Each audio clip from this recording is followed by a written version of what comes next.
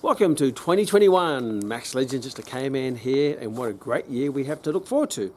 Now, if we rewind 12 months ago, you probably set very clear visions and goals of what you want to achieve in 2020. And with what happened, a lot of those things were taken off the table, wiped out, and some of you turned that into an opportunity and some of you did not. I know Max graduates who own businesses who pivoted quickly, made change and turned them into an opportunity, and now they have a very, even more successful business and career than they had before. Some of them took their businesses online, some now have an online business and a face-to-face business, and they have making more profits because of that. Going into this year, you don't know what's going to happen. I guess it's like that big foggy cloud behind me. As you can see, there's all this cloud, and behind that cloud is a magnificent mountain range called the Remarkables. Now, whether there's cloud there or not cloud there, the mountain is still there. It means whether you go into this year with a fog in front of you, not sure what to expect, behind that fog there are opportunities, there are mountains to climb. Now, whether there's fog or not fog, that shouldn't change your approach to the year. You still set your goals, you still set the mountains that you want to climb, the vision that you want to live, and the life that you want to have. So going into it, don't let the uncertainty of the world stop you from creating certainty in your world. And you can create certainty by still setting your goals, setting out your plan, setting out your vision and your dreams, because otherwise, what's the point? You're just going to be sitting there and the life will go by and it'll be a worse year this year than 2020. It's not what happens, it's what you do about it that is most important. And when things do happen, do you react to it by you panic and go sit in the corner and sob and cry and whinge and complain? Or do you respond to it? Means taking responsibility, responding with your ability and turning it into an opportunity. So going into this year, set your goals, but write down your goals in sand, not in stone, because if a big mass flood comes through and wipes them out, you can always get it out and rewrite them and change them, as I have in 2020. I had to rewrite a lot of my goals because of what happened, and it still ended up being my best year yet.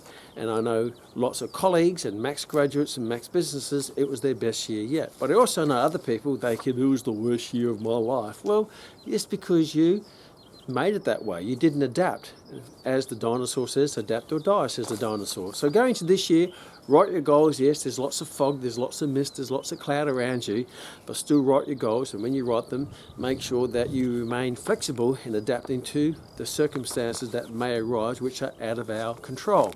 But what is in your control is your thoughts and your positivity and your positive actions towards what you want to achieve. So a great start to start with, even though you're not sure what's going to happen, is to set out a vision board. And I like to do a vision board every year. Today is the second day of the year, and I deliberately made the recording on the second day to ask you, it's 2 days in the year, and how many of your promises or how many of your goals have you already broken? Sometimes people make these promises and goals within 1 or 2 days they're already broken. So how far are you behind on your promises? Well, what's important is that you set those clear goals and you set a plan of action to be able to achieve it. Now, New Year's Eve, a lot of people go out and party and do whatever they want to do, and that's perfectly fine. One of the things that myself and Rory does is that we go into separate rooms and we actually design our own vision boards based on what we want to achieve in the next year, and they should be the stepping stone to the life we want to live for the rest of our life.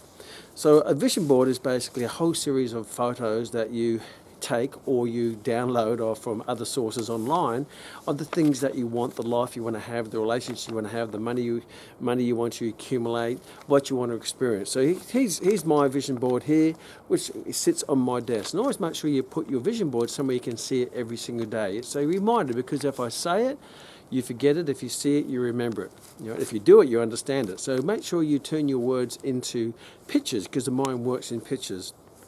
So on my vision board, there's lots of different things that my lifestyle goals, my things goals, my family goals, my career and my business goals, my sporting goals, my travel goals. And yes, I've got travel on there, and I don't know if I can travel, but that doesn't mean I don't plan to travel. Because if the opportunity comes, I'm ready to go. If the opportunity doesn't come, then I have plan B, C, D, E, F. So still set out your vision board by the perfect year you want to achieve. That way you're mentally and physically getting ready. Now, when you do set your vision board up, then what's important is that you back that up with obviously a plan of action. A plan of action are the things that you're going to do on a week-to-week basis based on the timeline that you had to achieve those goals, and then you start to take action on your dreams. Because, I mean, if you're moving towards your goals, that's very, very empowering. If you're moving away from your goals, it's very, very disheartening. So the difference between moving towards your goals and moving away from your goals are the actions that you take. So what's really important is that you set up a plan to take action on a day-to-day basis to achieve your goals. Now, there's four main areas in life that make up your goals. The first area is what I consider the most important, which is your health and your fitness and your well-being goals. So make sure that you set good goals to and a great plan of action to achieve that, whether that be a sporting goal, a lifetime goal, whatever it might be, that you make sure you cover that, because without your health, all the other goals seem to be not full of any purpose because you're not well enough to be able to live them and experience them. Then you have your health and you have your wealth goals, because most dreams have a price tag. So you have to accumulate some money doing what you love, and which is the third, which is your career or your business. So set up a goal which is based on your wealth and the money that you want to generate and how you're going to spend it and what you're going to do with it and how is it going to change your life. Then you have your career and your business goals. And ideally you generate your wealth through doing what you love and what you're passionate about, which is a career that you love or a job that you're super passionate about, or a business that is really meaningful and purposeful for you. So ensure that you do what you love. That way you will never have to work another day in your life. So set up your goals to achieve that. And the last one is your relationships. Your relationships, whether that be your family or your friends, and all of your interactions with people. So make sure you develop, relationships that add value to your life, that don't take value from your life. So be very careful with the people who you select in your life, your what we call your circle of influence, because your circle of influence will have a huge effect on whether you achieve all the other three. You'll be the average of the 5 people that you hang out with most. You have the average attitude, you have the average health, you have the average wealth, the average career. The average of the 5 people you hang out with will pretty much will determine where you end up in life. So be careful who you hang out with. If you want to be a faster runner, don't join a walking club. And then there are goals which are a part of those, which are the things and the experiences, things whether you want a new car or a speedboat or whatever it might be, and your experiences, which is your travel experiences or going to sporting events or whatever it might be. Then set some good goals and put all them on your vision board where you can see them on your regular basis, and under each particular one, put a timeline of when you want to achieve it. So the what and the why. Why do you want to achieve that goal? Why is that meaningful to you? How will that add value to your life?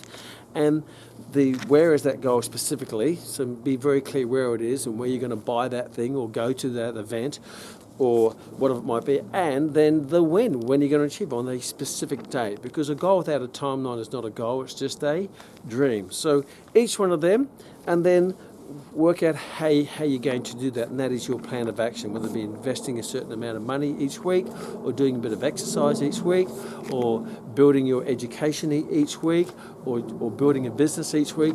Get those tangible things down to place, and then create the habits that you do on a day-to-day basis, because your future will be determined by your habits you do on a day-to-day basis.